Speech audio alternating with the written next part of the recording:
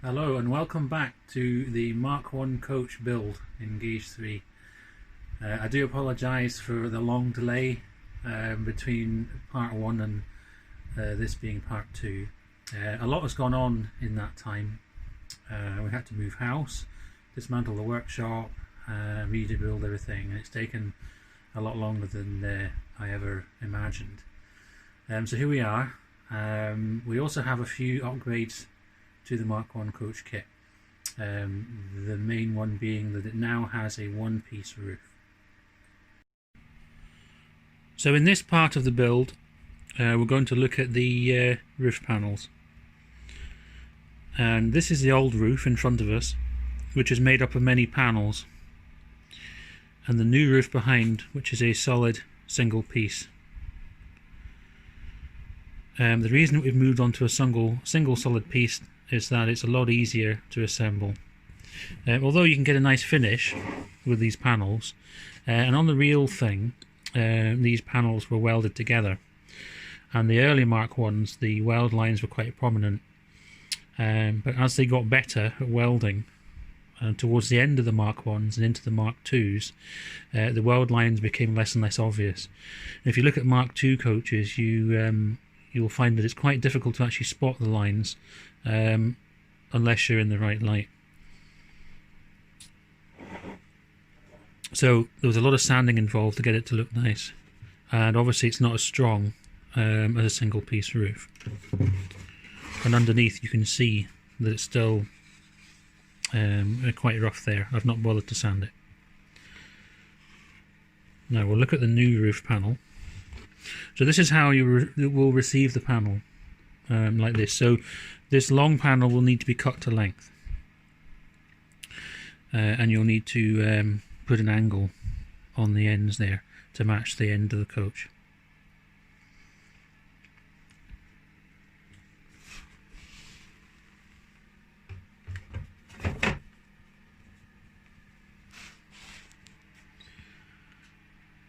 Now, when I made these roofs, the former which I used, I prototypically used 26 segments. So you'll still see a slight bit of the lines on there from where the former was left its mark. This doesn't affect the strength of the final piece, but it is a nice little touch, the fact that you can just about see what would be the weld lines, which is about as prototypical as it gets. I have seen some people put strips of plasticard on the roof to simulate the strips, but to be honest, the strips are they look a bit too much really, and I believe that this is a more subtle way of doing it. So the first thing we've got to do is cut the roof to the right size. So we're going to move that until it's flush with the end there, and then I'm going to use a knife and I'm going to score along here and along here. Then I'm going to move the coach out of the way and score deeply along these lines. So now we have our score lines.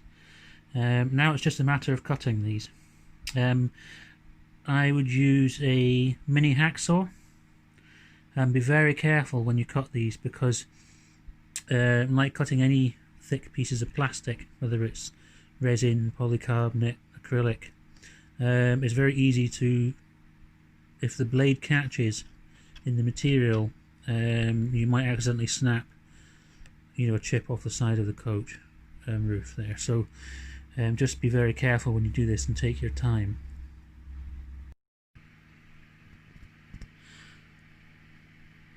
Okay, so that's one end trimmed down. Now a suitable amount of protrusion of the roof from the end of the coach is about 1.5 millimeters.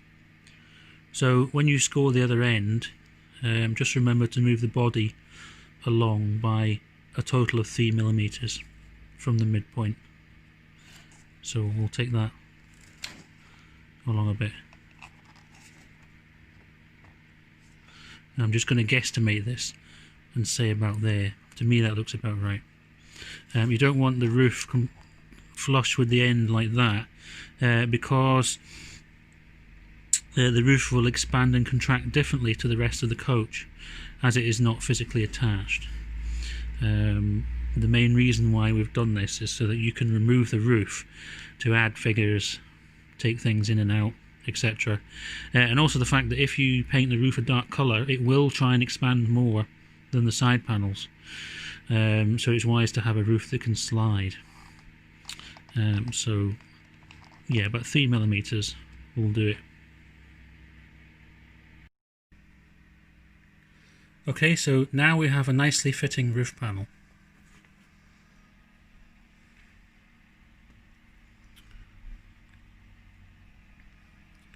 The next part is to do a bit of sanding on the roof panel itself.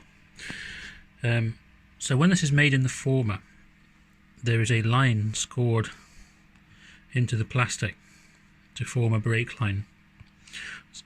So when it's removed from the former, these parts that are not needed are snapped off. So this leaves a little bit of a ridge. So what you need to do is you need to sand along the length of the roof panel to remove this small ridge. This helps when adding the guttering. You can see on this roof panel here the guttering which is glued on to the outside. And for this build we're going to use 2mm squared plasticard.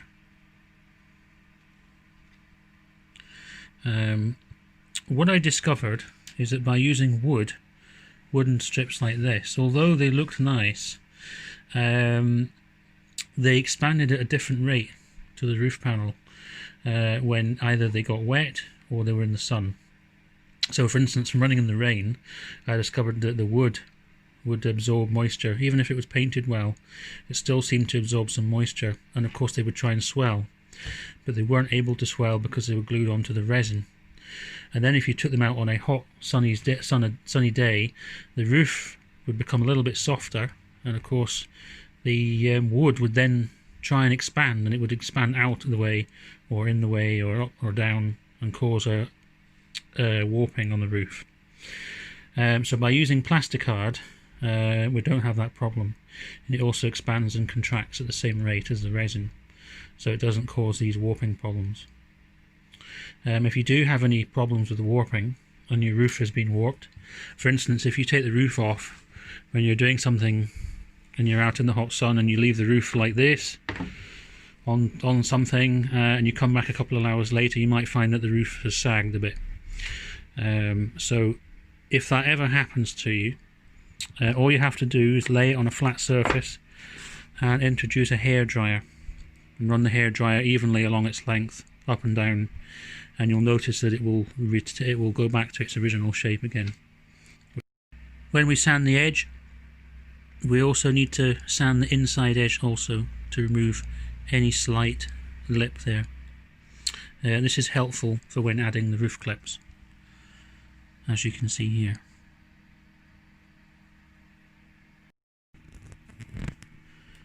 We're now going to look at the roof clips. So you'll notice in the kit that you have these strange looking pieces of plastic.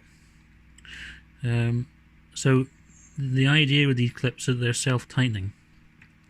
If I stand this on its end, you can see the profile there.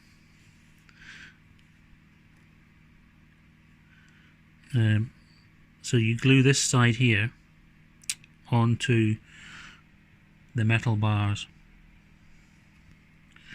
and this small piece here gets glued onto the coach roof. Now with these small pieces you'll notice there's a shiny side. So the shiny side goes face down. So when you're gluing it onto the coach roof, you'll have your roof upside down. So that shiny side faces up the way. So, in my opinion, this is probably one of the hardest parts of the build to get right. But there is an easy way. Now, as you can see, I've not assembled this coach absolutely perfectly. This side here is fine, but on this side, this black strip here sticks up very slightly. The amount it sticks up by is probably less than a Stanley knife blade's width, but this can cause a problem. So when you glue these on, they should be glued on flush with the back of the strip, but you must make sure that these can pass underneath. Remember, shiny side down. Now, if I pass this under here, it should pass under. There we go. And that is fine.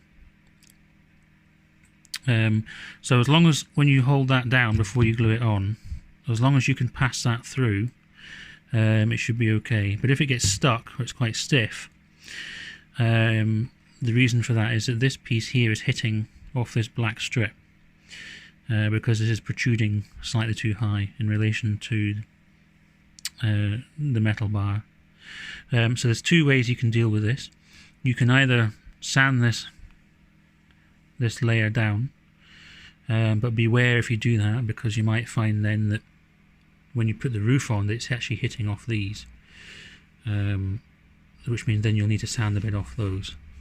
So to be honest, what you're better doing is raising this piece up by using a really thin piece of plastic card under there. So basically, best thing to do is to put a ruler over there, and this slight gap here, fill that gap, and then when you put this on top, it should be nice and flush with the top of the coach.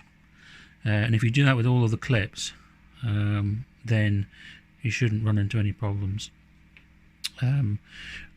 If I just glued that straight on there with that slight gap, I think that what would happen is when I want to push the roof on, it would get stuck. It would be very difficult to push it on. What you do find is that over time, if you keep taking the roofs on and off, is that the clips do sort of bed themselves in, wear themselves in, and it becomes easier to remove the roof over time. But like I said, you don't want the roof too tight, because you do want it to be able to slide back and forward slightly as it expands and contracts if you're running on hot sunny days. Ideally you want the clamps spaced evenly out, bearing in mind that you're going to slide the roof off. So what I find is best is if you put the clamp nearest the guard's end up against the bulkhead and work your way back. When you get to the toilet end, you should have this piece either against the bulkhead or as far to the right as you can, bearing in mind that you still need to leave enough room for this to slot in. If you imagine the roof is going on here, because if you put that too far that way, when you go to slip it on, this won't go in the gap. But I find that if you leave maybe sort of 3 mil on each side, that'll give you enough room to get the roof on. And it also means that if you've glued on the pieces slightly askew, you won't have any problems. It should have enough room to get it on. And I think that having it this far to the right as possible is best, because then you've got as little at the end there unsupported. So less likely to get damaged if someone tries to pick the coach up by the roof, which I've seen people do that before. And it'll just be stronger that way.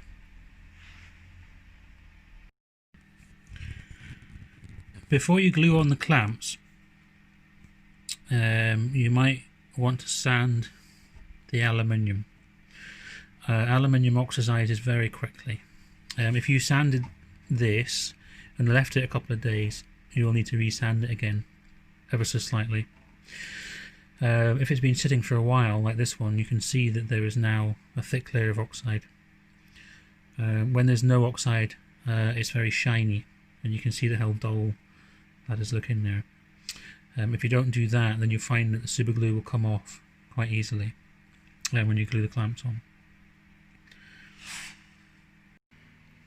The next part is to glue on the these small catches. The most crucial ones to get right are the ones at the far end where the clamp is up against the bulkhead. You don't want to glue this on too close to the end, otherwise when you slide the roof on you'll find it won't go quite far enough. Ideally you want to get it spot on so that when you slide the roof on it reaches the end there and it's at the right distance. But if you don't and it's slightly off, it doesn't matter. To be honest, when these little clamps are in here, as long as it's in as much as that, it doesn't have to be all the way in, as long as it's sort of even halfway. So it's not mega crucial when you line up these pieces here, apart from the ones at this end. And obviously at this end you want to make sure that these are definitely going to fit in this gap here before you glue them in. So I've now marked where I'm going to glue these on between these pencil marks here. So when you take your clamp, the shiny side faces up the way, and the shortest side of all, which is this one here, this is where you glue it to the side of the roof. So now that the glue is dried on the clamps, they may require a bit of sanding. So I've got my ruler here, and to make sure that things are actually flush, you can see that when I glued those on there, I didn't glue them on quite as flush as I would have liked. So what I'm going to do is I'm just going to gently sand over here until all the clamps are nice and flush and there's no bit sticking up. So now we're going to go for a trial fit. So I've pre-sanded the clips that are on the roof itself, and we'll give it a go.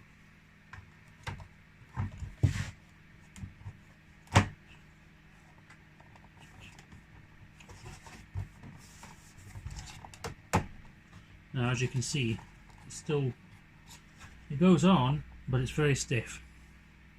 And if you get it stuck trying to get it off again, like I've just done there, if you just gently use a piece of wood on the top of the roof there at the end and tap it off. So what I've prepared here is a small offcut. Now this piece here should slide through here quite easily if I can hold it straight.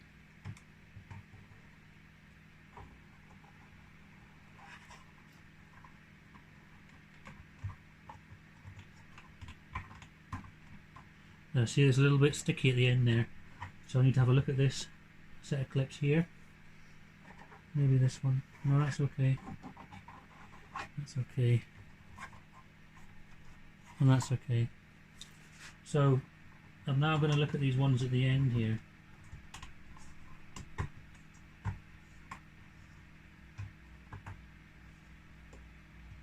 To see what the problem is. And I can see what the problem is. I've glued this end clip has went on at a slight angle. It hasn't glued. I must have not cleaned the flashing off properly on the bottom for it to sit straight. So that's causing a slight problem. But it's not a massive problem. I think I just need to sand the bottom of the clips a bit more. On this small piece here to show you, I have sanded it quite a bit more on the bottom there. I've maybe not got these quite as flush as they could be. So what we're going to do now is make these as flush as I possibly can, and we'll go for a second fit. When you're ready to glue on the clamps, glue them to the back as a line. Glue them to the back of the bar so that this is flush here. Now you see this one here that I glued on earlier, this one's not particularly flush at this corner. So what I've done so that the roof doesn't catch on it, is I've just quickly sanded the top, sort of rounded it off a bit. So this one's got a bit of a line on it there. So if you find that any of the clamps that you glued on are not quite in line, rather than trying to get them off again, you can just give it a quick sand on the edge there, and that will help with alignment. When you glue on the clamps, that when you run the ruler up and over, the clamps don't catch on the ruler. And this will mean that the roof will go on a lot easier, because it's not trying to sort of bend in or up or down or whatever as it comes over the top of these partitions. You might find you don't need to sand that corner off. Okay, now that we've sanded the clips, and I've also sanded the top edges of some of these clamps which I glued on that weren't quite in line, so we'll give it another go.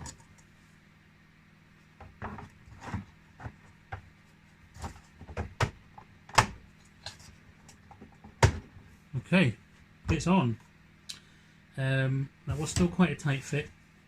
Now what I find is that after a few weeks of the roof being on, that the clamps will start to loosen off and the roof will become easier to remove. Okay, the next part is to glue the guttering on. Now unfortunately, at this moment in time, I don't have quite enough guttering to do the roof on the Mark 1. However, I do have enough to finish the roof on this DMU. So this is a 108 DMU, which I'm working on. This will be an upcoming kit soon. Now this kit uses the same roof panel, but we cut the roof panel a bit shorter, so you can see the difference in length between the two vehicles.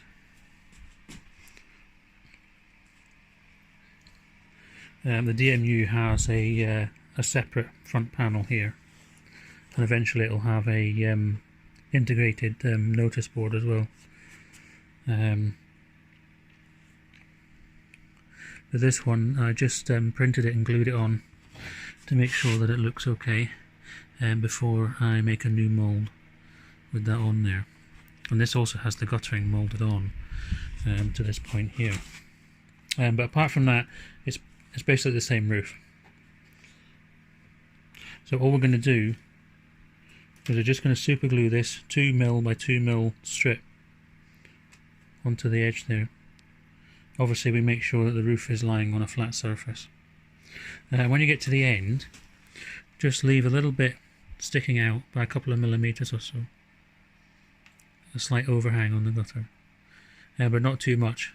I found that if you had too much, you could catch that and accidentally rip it off or snap it. Okay, so now we have the white strips glued on for the guttering.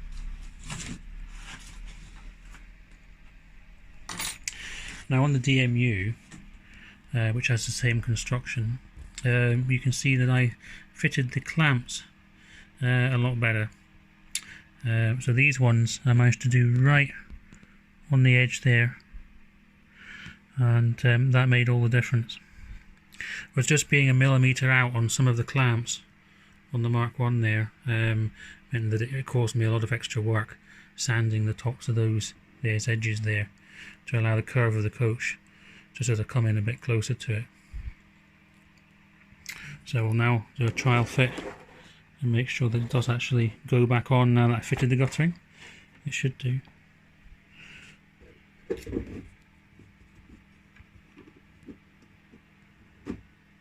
Yep, no problem. There we have it.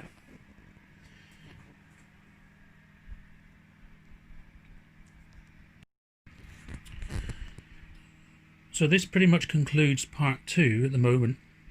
In part 3, what we'll look at is more bits to do with the roof, such as rain strips and the positioning of the roof fence. We can have a quick look at the DMU, which is an upcoming product, It uses a similar construction, but we've got these lovely cabs, which are one-piece mouldings. One of the biggest differences, though, between the Mark I coach kit and the DMU is that I've managed to crack doing one-piece sides. So one of the reasons why the Mark I kit has this two-part side with the black internal panel and the external panel is that doing the rebates for the windows for the quarter lights was too difficult. So on these, on the 108s, they're actually separate and glued in afterwards. So you can see here that I've managed to get the rebate in the sides for the glazing, and because the rebated parts were all 3D printed for the master, they're all nice and accurate, and there's no sort of worry that they'll be slightly out. This is something which will be an upgrade to the Mark I kit at some point in the future.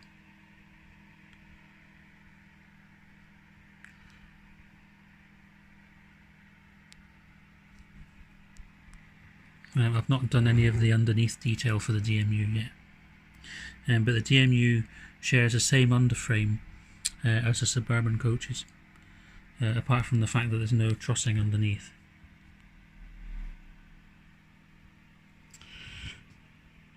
And that's all for part 2. Part 3 should be coming soon.